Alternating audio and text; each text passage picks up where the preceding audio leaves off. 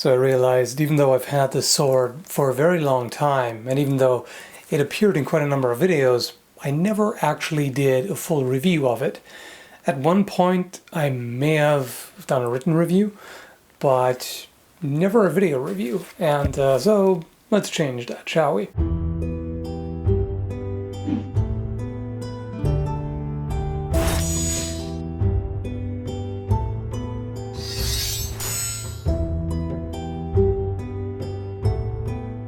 This Roman Gladius is the sword that has been in my collection the longest time. There's one other that comes close, but nothing else has stayed with me for that long. I bought it either in 2002 or 3 on eBay, actually. It was a lucky find. So that's been either 15 or 16 years ago. But by that time it was already getting up in age, because this is actually from the mid-1990s, made by Raven Armory. So by now it's around 23 years old, give or take a couple of years, and for that it's still in pretty good shape. So, taken care of it, oiled it every now and then. I've polished the blade once and resharpened it a couple of times. And, yeah, so still looking pretty good, and this is a really nice sword overall. The person who sold on eBay, I don't think was really aware of the value. Neither was I really at the time, because I didn't even know Raven Armory. I didn't even know who made it. I just saw it and it looked like it was properly made, and so I went for it. And then later, somebody brought to my attention that this is probably Raven Armory, and I contacted them and they said yes, they recognize it, and this is, made somewhere in the 90s, mid-90s. So this is a reproduction of a Mainz type Gladius. For a while I thought it was a Fulham type, because the blade is a little narrower than you see on some Mainz types, and it doesn't have a very pronounced curvature in the edge, but generally the Fulham type has completely straight edges. This one here is just a hint of that leaf blade shape. I don't even know how well you can see that. It just dips in very slightly and then it widens again toward the point, and it's got this drawn out point that both the Mainz and the Fulham type have.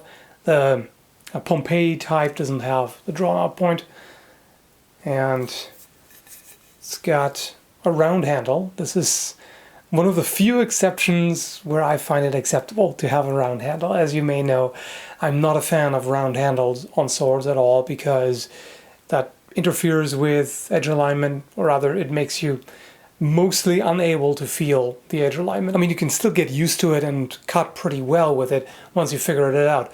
For the longest time I actually thought that this is not much of a cutter at all. I just used to use it on water bottles, but then I sharpened it and was able to cut the timing mats just fine. So it's definitely a matter of sharpness, and either way you can use it decently well for cutting. I've actually made a video about the topic of cutting with a Gladius as opposed to thrust only, which is linked down below. You can check that out. Despite my usual dislike of round handles, I do have to praise the design of this handle, because it is very comfortable. I still think it would be better if it had a rounded rectangular cross-section rather than round, but it's fine for the intended purpose. For thrusts, no problem at all, and it's got these finger grooves here, and my hand just happens to be the perfect size for it. It fits me almost as if it was made for me. So definitely very comfortable, and this is the kind of sword that is pretty hard to drop. Like, you can see how the way it flares up here, you can't really call that a guard, it's just at the top of the grip. So these two bulbous protrusions of the grip, if you will, really lock your hand right in there. So it's not going to slip up or down, and it's great. And I very much appreciate how well they fitted this hilt. There is no gap here at all. This is a very tight fit, and I also like the surface of the metal plate here on top. It's got this antique look. This looked that way already when I got it, so this is not aging over time. They made it that way, and it looks very nice, holds up nicely too. There hasn't been any rust on it at all. And also there's some nice little details, like there's one groove here. On top of that there's this twisted metal wire And at the base you've got this black line which is held up perfectly over the years, hasn't rubbed off at all. And then at the end you've got this cylindrical brass peen block, and on top the peen with the R stamped in for Raven Armory. Now that could have given me a bit of a hint as to who made it, but as I said, I hadn't heard of Raven Armory at the time. And the blade, the way it's shaped, is flawless. The finish was really good when it came. As I said, I did repolish it, but I maintained the same kind of satin polish. There's some wear on the wood, as you would expect after all this time. Some scratches and dings, which really add to its character, in my opinion. So it just shows its age. The wood is still perfectly fine. I re-oiled it every now and then to make sure it doesn't dry out too much. And yeah, it has held up quite nicely.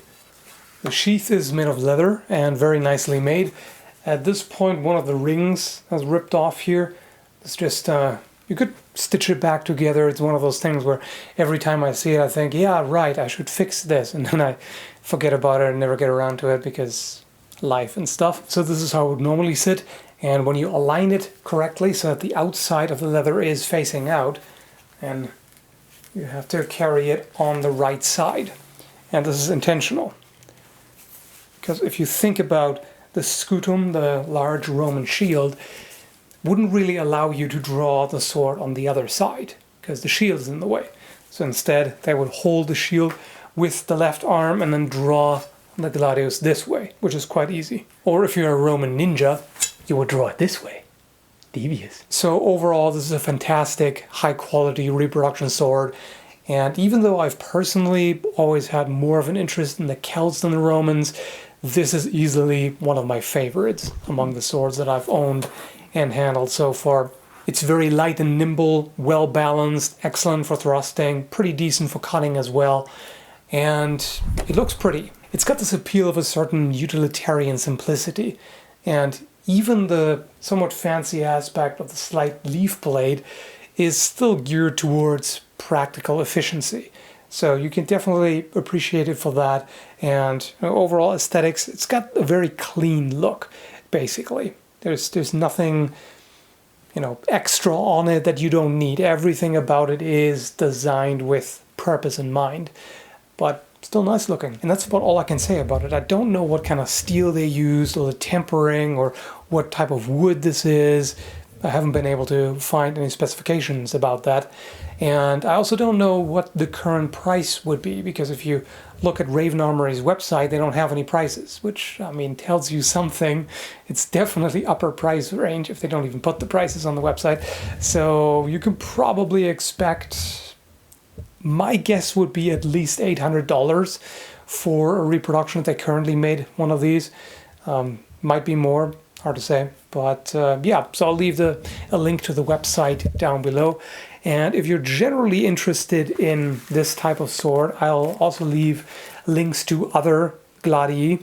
Yes, it's not Gladiuses in the description as well, based on reviews I've read or prior experience I've had with the same maker.